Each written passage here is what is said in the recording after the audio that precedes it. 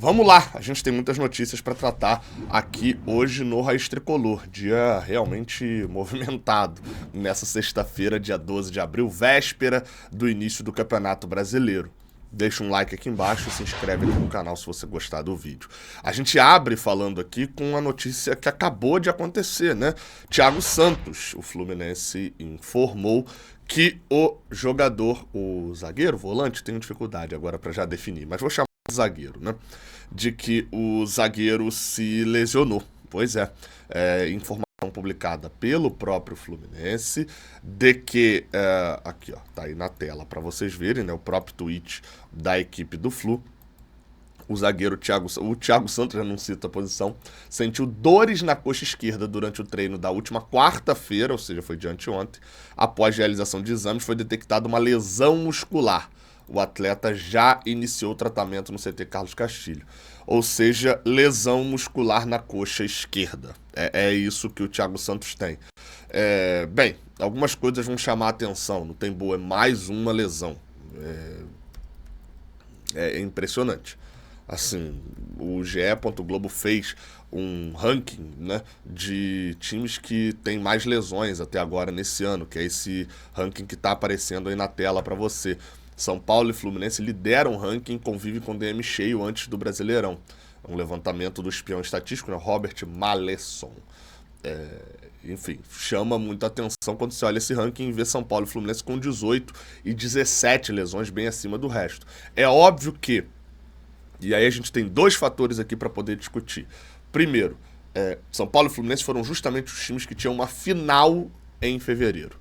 São Paulo tinha a Supercopa com o Palmeiras, Fluminense tinha com a LDU a Recopa. O Palmeiras também teve a Supercopa em janeiro, né? Também aí no final de janeiro, início de fevereiro, né, na verdade.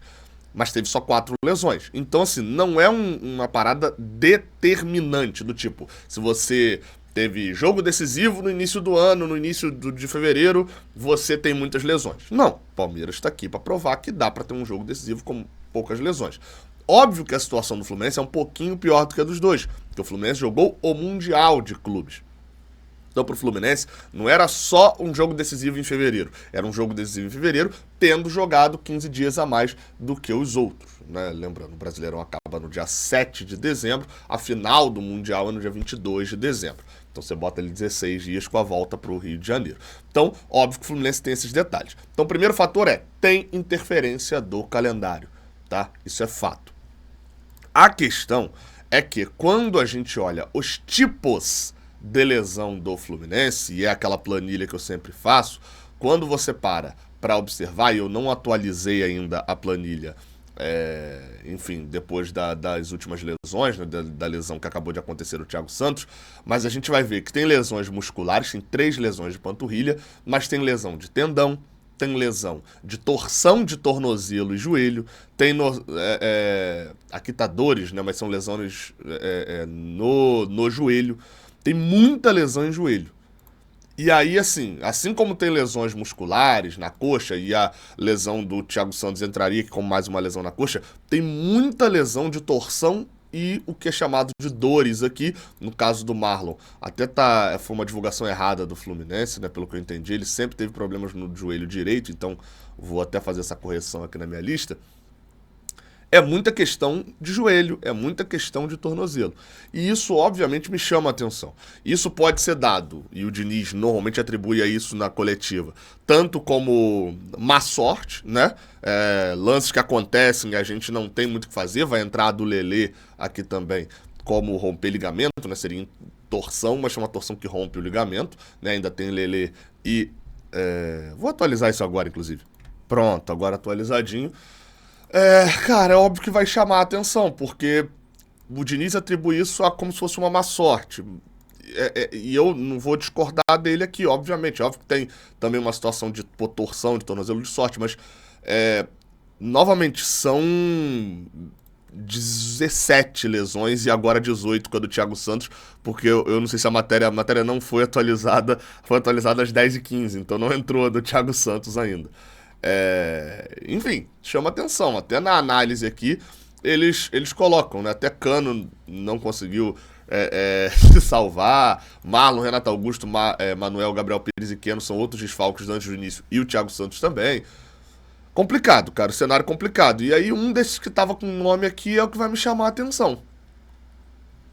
Cadê o Gabriel Pires? Né?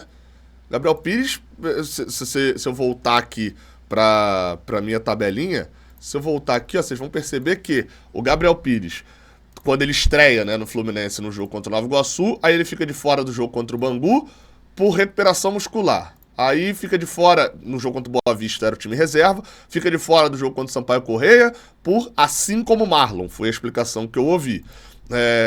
Transição pro campo. E desde então o Gabriel Pires é uma lenda do Fluminense, né? Tá fora já há muito tempo, ninguém sabe, ninguém viu, ninguém ouve e segue fora. Talvez a gente veja no final do ano a formatura do Gabriel Pires, né?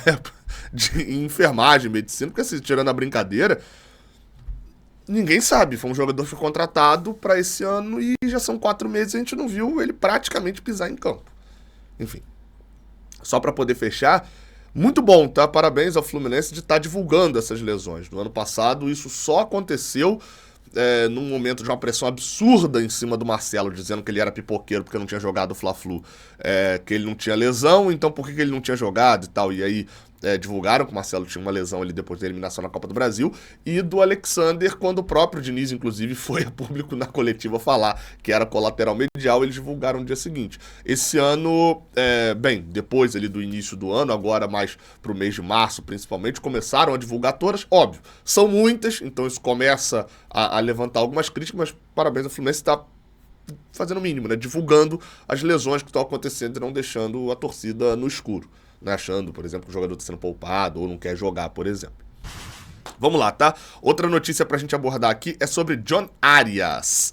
E eu vou fazer o seguinte, eu vou passar um vídeo aqui de um jornalista argentino, mas que mora na Inglaterra e que cobre também futebol europeu, falando sobre o John Arias.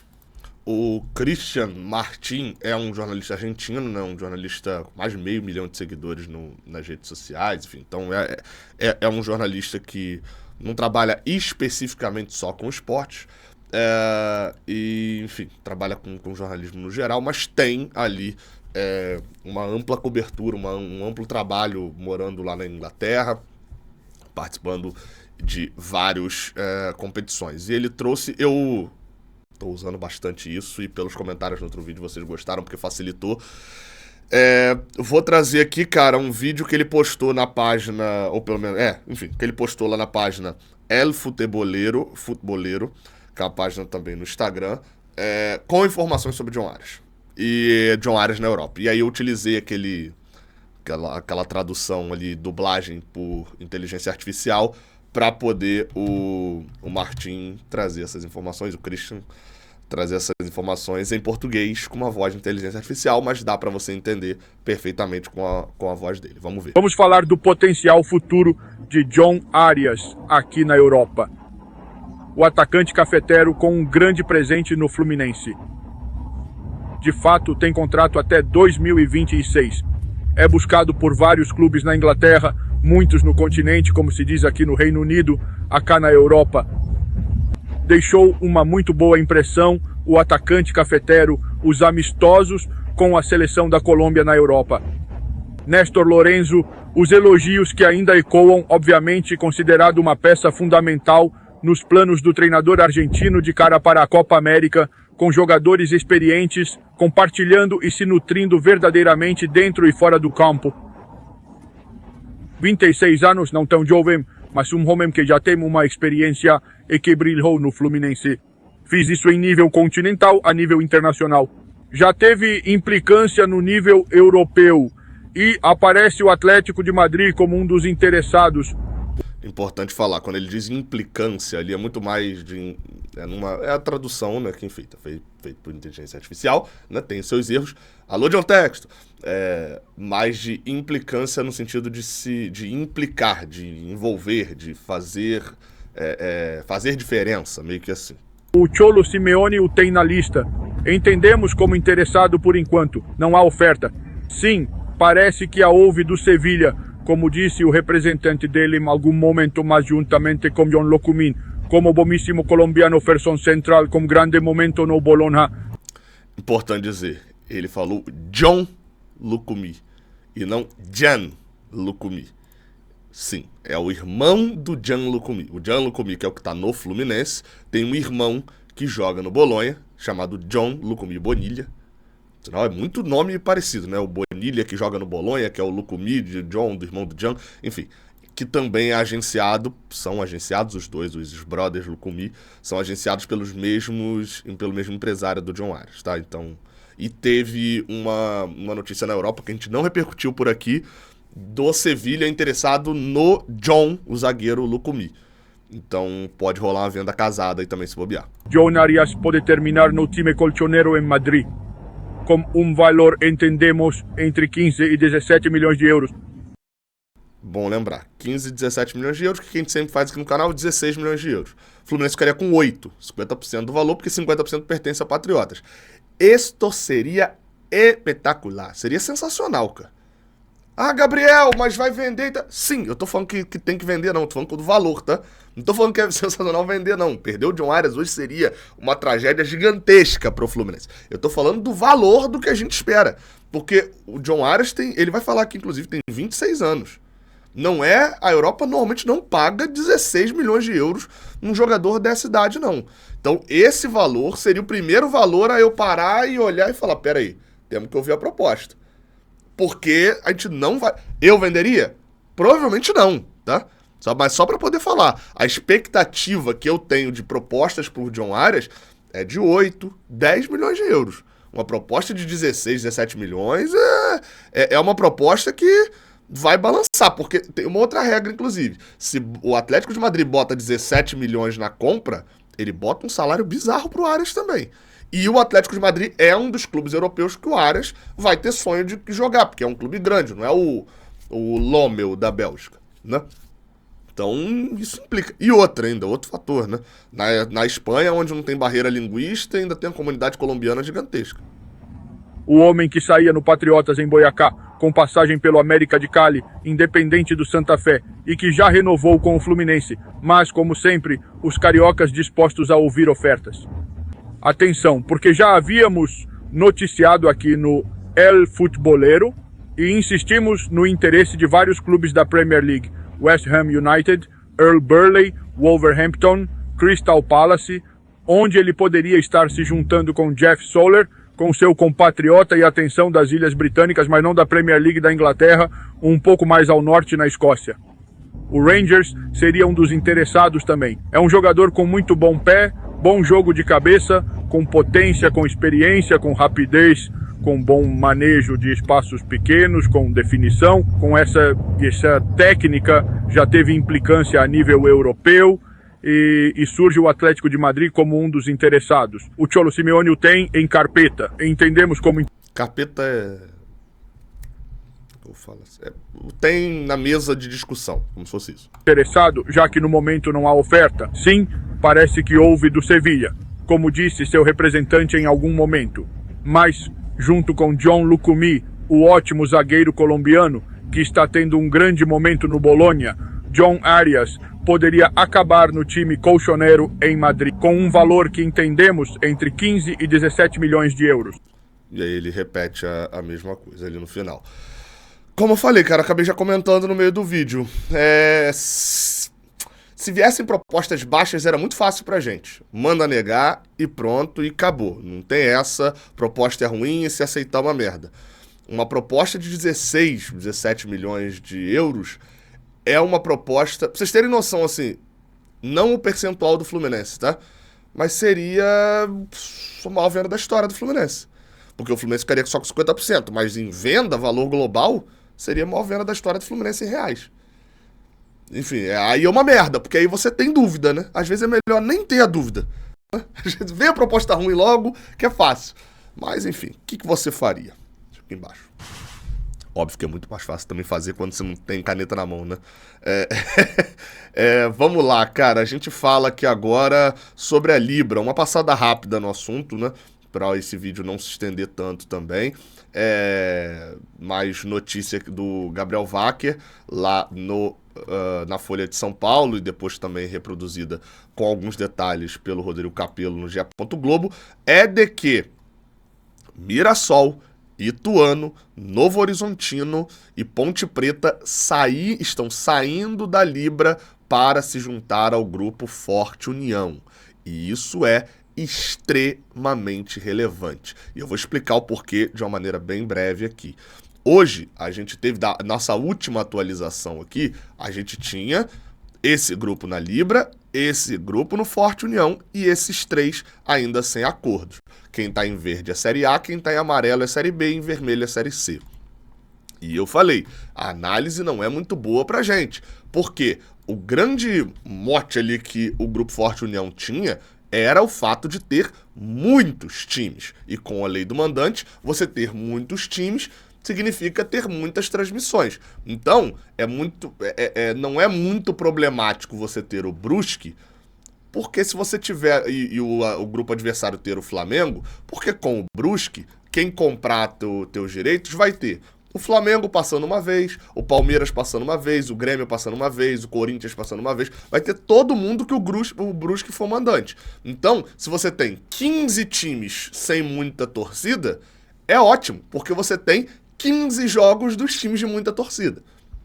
O problema na última análise era que a Libra tava com muitos times. Você olhava para a Série A e tinha uma diferença pequena, né? O Corinthians, na teoria, estava nesse acordo. Eram 9 a 11 nesse ano. E pro ano que vem, a gente olhava os times com maior chance de serem rebaixados e a maioria deles estava no grupo Forte União.